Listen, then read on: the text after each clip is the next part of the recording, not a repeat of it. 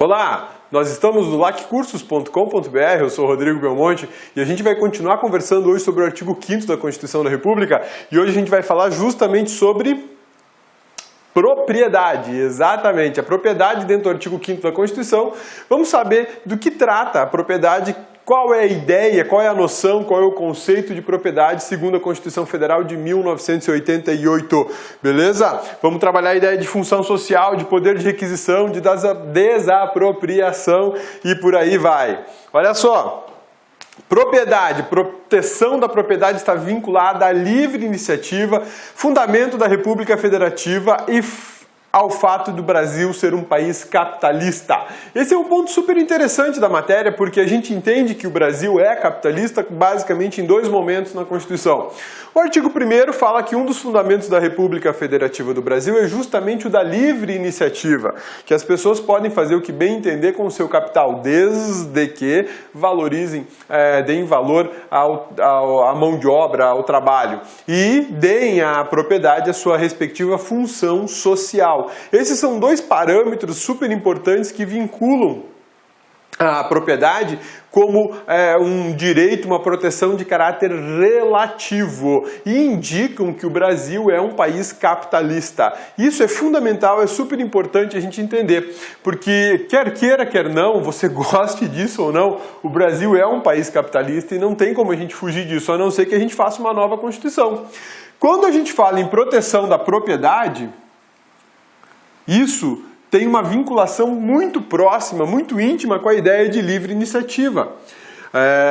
O fundamento da República, essa base republicana do Estado brasileiro, permite que com a sua propriedade você faça o que você bem entender. Isso mostra, portanto, que você pode agir. Você pode fazer, você pode ir atrás daquilo que você quer, né? Aquela ideia de sonho americano. Não é bem assim no Brasil, porque no Brasil a gente possui diversas limitações ao direito de propriedade, de formas até policialescas, né? O poder de polícia da administração, ele incide muito sobre a propriedade. Quer ver? Ó, quando a gente fala em fiscalização imobiliária,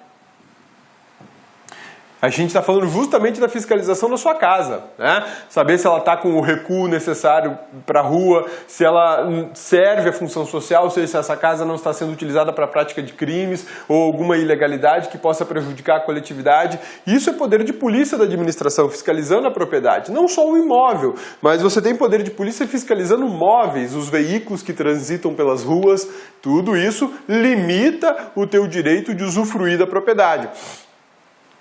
Trata-se de um direito individual e relativo. Por que individual? Porque quando a Constituição fala no artigo 5º sobre a proteção da propriedade, ela está falando da propriedade do indivíduo, não da propriedade coletiva como o ambiente. O ambiente é uma propriedade difusa, na verdade, mas não uma propriedade coletiva como a ideia de um valor vinculado a uma categoria profissional. Não é essa. Não é esse o foco do artigo 5º. Aqui o artigo 5º está trabalhando justamente com direitos individuais. E aqui a tutela da propriedade é de caráter individual. Existe propriedade coletiva, existe proteção para a propriedade coletiva? Sim, lógico que existe. Para a propriedade coletiva, assim como para a propriedade difusa. Exemplo da propriedade difusa, o ambiente. Da propriedade coletiva, a propriedade de um determinado grupo, associados de um clube, por exemplo. Aquele clube pertence a um pouquinho, pertence a uma fração dele, pertence a cada um dos associados. Um condomínio, você tem uma propriedade coletiva aí, né? A gente estuda pelo direito civil a composse. O que é a composse? É uma posse exercida simultaneamente por mais de uma pessoa. Existe a copropriedade, que é justamente a ideia de uma propriedade coletiva, tá? E a Constituição tutela tudo isso. Agora, no artigo 5º eu tenho a tutela individual do patrimônio. E essa tutela da propriedade individual, ela pode ser tanto da propriedade material como da propriedade imaterial, as duas coisas, tá? E aqui já vale uma anotação. Deixa o cabeça abrir uma tela branca aqui. Cadê a tela branca? Achei. Então, olha só, quando a gente fala de propriedade, tutela da propriedade, nesse caso a gente está falando da tutela da propriedade individual e coletiva também, porque o artigo 5º fala de direitos individuais e coletivos. Você tem aqui a propriedade propriedade, que ela pode ser material e ela pode ser imaterial. Imaterial, por exemplo, uma ideia. Cabeça, uma ideia, aqui ó meu amigão, cabeça, ideia é uma paroxítona terminada em ditongo, e aí não vai mais acento. Tá ligado no novo acordo ortográfico brasileiro, né? Verdade, as palavras paroxítonas terminadas em ditongo não levam mais acento, né? Na verdade, as palavras terminadas em ditongo, que antigamente eram acentuadas, agora não são mais. Outro exemplo é assembleia, né? Que não tem mais o acento agudo. Achei que ficou mais feio ainda o português, né? Agora ficou ideia, ideia. Vamos lá. Propriedade material, uma ideia. Outro exemplo de propriedade material, um software. Um software, um programa de computador, né? Um aplicativo de celular, um app, tudo isso são propriedades imateriais, diferente da propriedade material. O que eu tenho aqui como propriedade material? Imóvel, o móvel, semoventes. Cabeça, o que é isso aí? Semovente? Que barulhinho que é esse? Da vaquinha, né? Então, a vaquinha é um semovente, é propriedade material, beleza? Sussa, isso aqui a Constituição tutela como propriedade individual e coletiva. Individual e coletivo. Cabeça tinha falado no início já que não era, que era só individual, mas aí que deu start, né? Que o artigo 5º é direitos individuais e coletivos. Então a propriedade coletiva aqui também está tutelado. O que não está tutelado é a propriedade difusa. Por exemplo, a garantia de um ambiente ecologicamente equilibrado, o direito de propriedade sobre o ambiente. Isso aí é difuso. Eu não tenho destinatários determinados, por isso que eu chamo de difuso. Pertence a todo mundo e aí existe uma outra seção da Constituição que vai lá e tutela a proteção ambiental. Mas quando a gente fala de direito de propriedade, eu estou falando de propriedade material e de propriedade imaterial. Posso ter aqui imóvel, móvel, semovente, imaterial, uma ideia, um software, um aplicativo. E isso é tutelado do ponto de vista individual e do ponto de vista coletivo, beleza? Sussa, tranquilos, meu amigão? Então vamos lá, vamos voltar aqui para o nosso slide e vamos continuar a nossa aula sobre garantia fundamental da propriedade prevista no artigo 5º da Constituição Federal. Olha lá, o que a gente vai trabalhar agora aqui? Deixa eu terminar de apagar essa rabiscaiada que o Cabeça fez, né? É garantida como princípio fundamental da ordem econômica. No Brasil tem uma parte da Constituição que fala justamente da ordem econômica, ou seja, regras constitucionais aplicadas à economia. Então, quando a gente fala da ordem econômica, é extremamente importante a gente lembrar desse artigo aqui, ó, artigo 170 da Constituição Federal. O artigo 170 trata das regras mais básicas sobre a economia no Brasil. Dentre elas, a gente tem a propriedade, a livre iniciativa, a valorização social do trabalho. Tudo isso faz parte aqui de princípios que regem a economia brasileira. No artigo 170, inciso 2 da Constituição Federal de 1988, a gente encontra o seguinte dispositivo: a ordem econômica, fundada na valorização do trabalho humano e na livre iniciativa, tem por fim assegurar a todos a existência digna conforme os ditames da justiça social, observados os seguintes princípios. Inciso 2, propriedade privada. Olha que bacana isso, a economia vai ter que necessariamente respeitar o trabalho humano. Isso é uma questão de dignidade da pessoa humana, é vinculado ao fundamento republicano de dignidade da pessoa humana. A economia respeitará a livre iniciativa. Você vai poder usar a sua propriedade para muito bem trabalhar e produzir aquilo que você quer. Conforme os ditames da justiça social, não haverá exploração, a escravidão ou tratamento inadequado, indigno para trabalhadores ou quem quer que seja vinculado a algum empregador, vinculado a alguma indústria ou fazenda, ou seja o que for, né? Mas diante de tudo isso, eu vou respeitar a propriedade privada.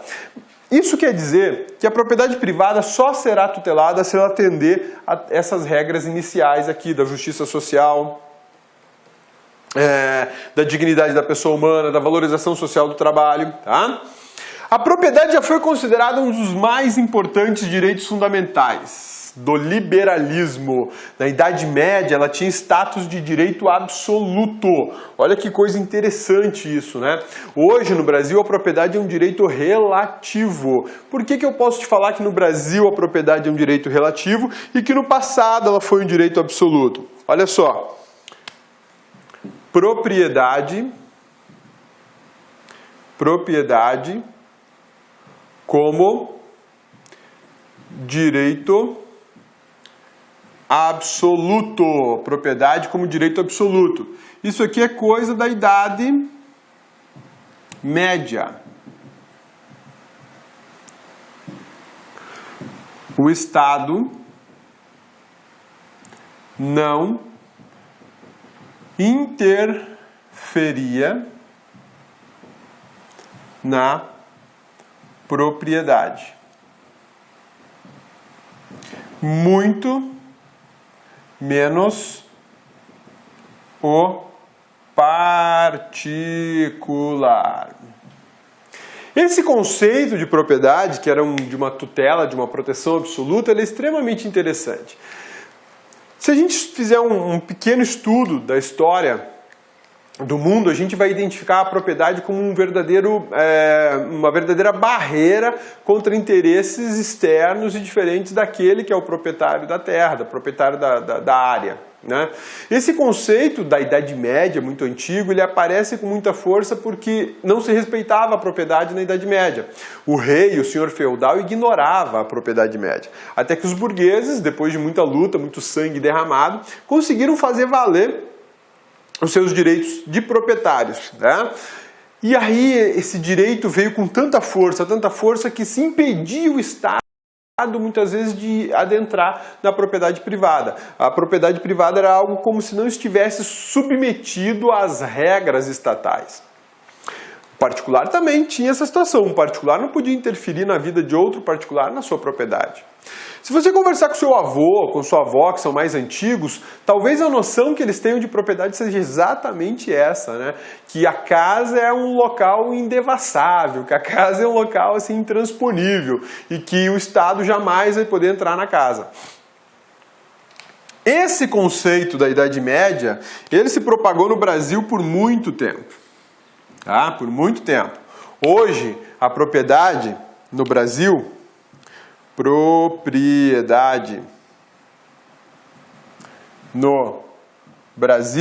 ela é um direito relativo. Por que um direito relativo? Porque existem limitações. Por exemplo, função social da propriedade. Outro exemplo, poder de polícia, poder de desapropriar. Ou seja, você não pode se opor ao Estado quando o Estado obrigá-lo a dar função social à sua propriedade. Você não pode impedir o Estado de fazer uma fiscalização da sua propriedade. Ele pode fiscalizar, desde que ele respeite a sua intimidade, privacidade e todos aqueles outros direitos fundamentais invioláveis, né? Você não tem o direito, por exemplo, de impedir uma desapropriação. Não tem. Essa vontade estatal de desapropriar o seu imóvel você não consegue impedir. Você consegue apenas discutir valores, você consegue apenas exigir o pagamento dessa desapropriação, mas dizer para o Estado, a minha propriedade você não vai desapropriar porque ela é minha, isso não existe. Isso são exemplos que te mostram que a propriedade é protegida de forma relativa. Ela está submetida à supremacia do interesse público sobre o interesse privado. É por isso que a gente fala que a propriedade já foi um dos direitos fundamentais mais importantes existentes na face da Terra. Hoje não é.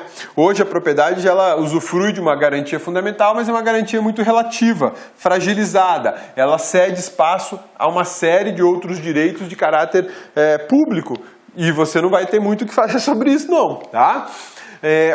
Cabeça, mas e aí, eu tenho que tolerar uma invasão nas minhas terras, na minha fazenda? Não precisa não. Se você é proprietário rural e alguém está tentando invadir a sua área rural, você pode se utilizar de mecanismos judiciais e não judiciais para impedir a invasão, porque aí a propriedade vale. Agora, o que não vale é você ter uma propriedade rural inútil, que não serve para nada, que está lá só para criar mosquito da dengue. Aí você vai provavelmente sofrer uma desapropriação. O Estado vai tomar a sua área de terra e vai entregar essa área para quem está disposto a trabalhar. Mas a invasão, tanto faz se você dá atividade, dá função para a sua propriedade, função social para a sua propriedade ou não, a invasão não pode ser tolerada de maneira alguma. Porque isso é uma ilegalidade, né? Poderes decorrentes da propriedade. O fato de você ser dono de alguma coisa, você ter a propriedade de alguma coisa, você vai ter o direito de usar, de fruir, de dispor da coisa, que a gente chama de ius utendi, ius fruendi e ius abutendi, dentro do latim. Reivindicar de quem indevidamente a possua. Muitas vezes alguém toma algo que é seu e não devolve, né? Você pode exigir a devolução. Ou você tem algum imóvel e esse imóvel é invadido. Você pode exigir que as pessoas saiam do seu imóvel. Junto com a propriedade vem aí o direito de posse. Posse é ter a detenção, ter na mão, né? Olha só que interessante. Essa canetinha, nesse momento, a propriedade dela é do laccursos.com.br. Mas o LAC tem a posse? Não. Quem tem a posse é o cabeça. Tá na minha mão. Eu que estou possuindo ela agora, né? Na verdade, isso aqui é uma mera detenção, mas eu vou usar como exemplo de posse só para te dar uma diferenciação, né? A propriedade, a aquisição da canetinha foi feita pelo LAC, mas quem é que está usando? Quem é que está segurando? Quem é que está se comportando como se fosse dono da canetinha? O cabeça. Então, esta canetinha, neste momento, está na posse do cabeça. Se o Miguel, que trabalha aqui nos estúdios de Brasília, fala assim, Rodrigo, me passa essa caneta vermelha, eu vou dizer para ele assim, não, essa caneta vermelha está comigo, eu não vou devolver. Essa vai ficar comigo para sempre. Eu sou o possuidor dela. Isso é posse. A propriedade não é minha, é posse. Qual que é a diferença de posse e detenção? Detenção, de fato, é o que eu estou fazendo, tá? Eu usei o exemplo de posse só para te dar uma diferença, mas detenção é o que eu estou fazendo. A caneta não é minha e eu não tenho a posse dela, eu estou apenas usando temporariamente. E se o Miguel pedir, eu tenho que entregar para ele no mesmo momento. Por que isso? Porque isso é uma mera detenção.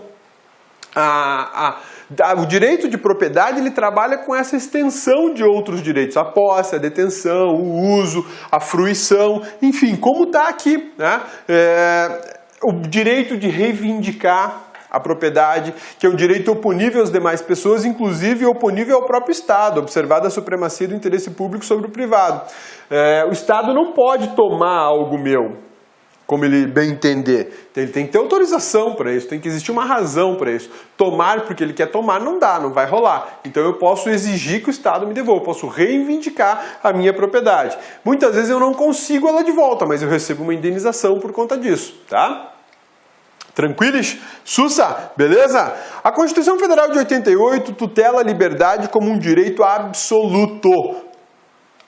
Proteção relativa tendo em vista a função social. Não, negativo, isso aqui tá errado. Tá errado.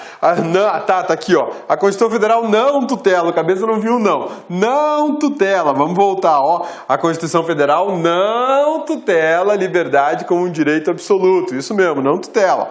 A proteção, trata-se de proteção relativa tendo em vista a função social da propriedade. Na verdade, são diversos pontos que a gente tem que levar em consideração, não só a função social da propriedade, né? Apesar da proteção como direito fundamental, há deveres a serem observados pelos proprietários e tudo é imposto pela Constituição Federal. O simples fato de você ser proprietário de alguma coisa não te dá um poder absoluto sobre o que você possui ou sobre o que você é proprietário. O Estado te impõe determinados deveres. Quer um exemplo?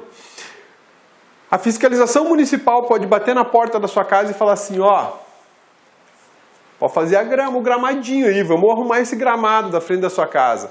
Ah, mas eu não tenho gramado na frente da minha casa, é só calçado, cabeça, é só calçada de concreto. O poder público pode chegar, ó, quebra a calçada e faz uma graminha. Existem cidades que as pessoas, para ganhar um pouco mais do terreno, elas desrespeitam o dever de recuo. O que é dever de recuo? Dever de recuo é quando você, do meio fio da rua até a parede da sua casa é o recuo. Algumas cidades são de 3 metros, algumas cidades são de 1,5 m, algumas cidades são de 5 metros o recuo. E digamos que aí na tua cidade são 3 metros, que é o mais comum, né? Até onde aparece a parede da sua casa ou o muro, enfim. E aí você não recua esses 3 metros, você só recua 1,5 m e já constrói. Quando você faz isso, você avançou sobre uma margem, sobre uma área que não poderia ser usada, porque ela tem que estar à disposição do poder público, como calçada, como jardim ou até como servidão, para poder passar alguma tubulação de esgoto, de água, de telefonia por ali. Então, veja só que interessante isso, né? Você é proprietário do terreno, mas você foi obrigado pelo poder público a recuar. Você perdeu, resumindo, você perdeu parte do seu terreno para que exista uma calçada, exista um local de trânsito ali, né? Um outro exemplo, você é proprietário de um veículo automotor, mas você não pode andar com o veículo automotor sem a documentação com todas as taxas e impostos pagos. Você não pode fazer isso. Isso é uma limitação ao teu direito de propriedade. O Estado está te impondo um dever, né? Pague tributos referentes à tua propriedade. A propriedade ainda tem deveres como a função social.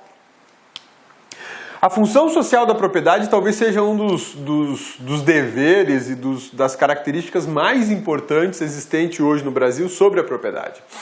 Toda propriedade tem que ter função social. Toda ela. Não dá para pensar em propriedade sem função social. Principalmente os imóveis. Exatamente, principalmente os imóveis. Você não pode ser proprietário de uma área qualquer na sua cidade e não dar a ela uma função social. Por exemplo, você tem um terreno de 10 mil metros quadrados na sua cidade, beleza? Vale uma pequena fortuna esse terreno, mas você não usa para nada, você fica lá com o terreno parado, pensando e esperando aí uma capitalização maior e alguém chega lá para te comprar sei lá, com 10 milhões de reais, esses 10 mil metros quadrados. Isso está certo?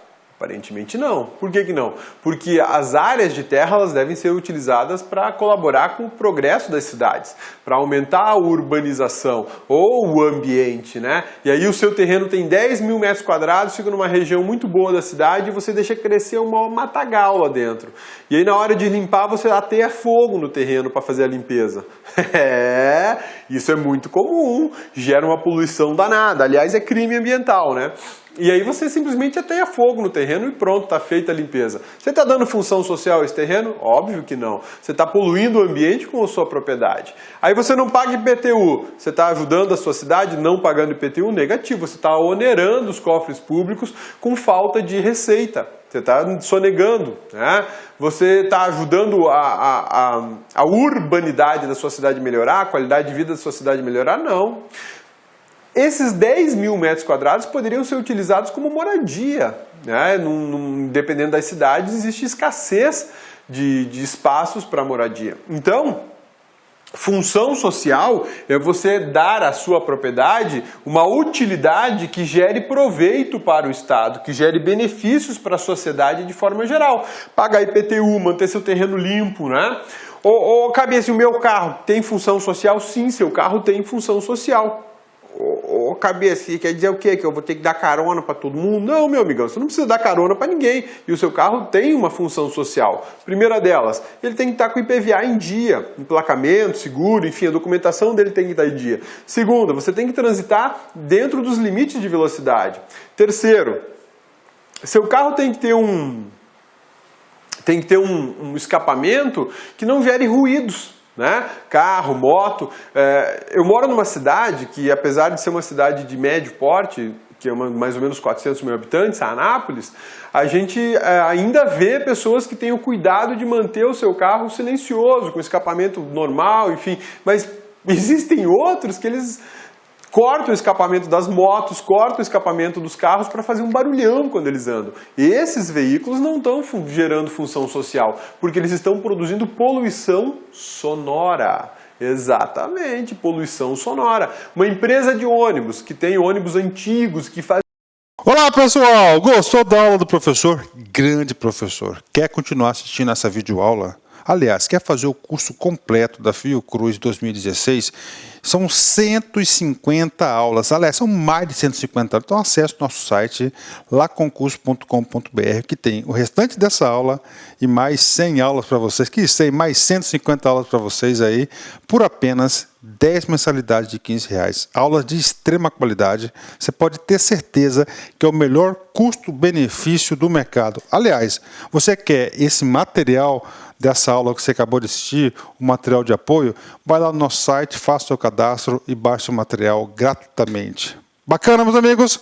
Forte abraço e espero você. Tchau, tchau.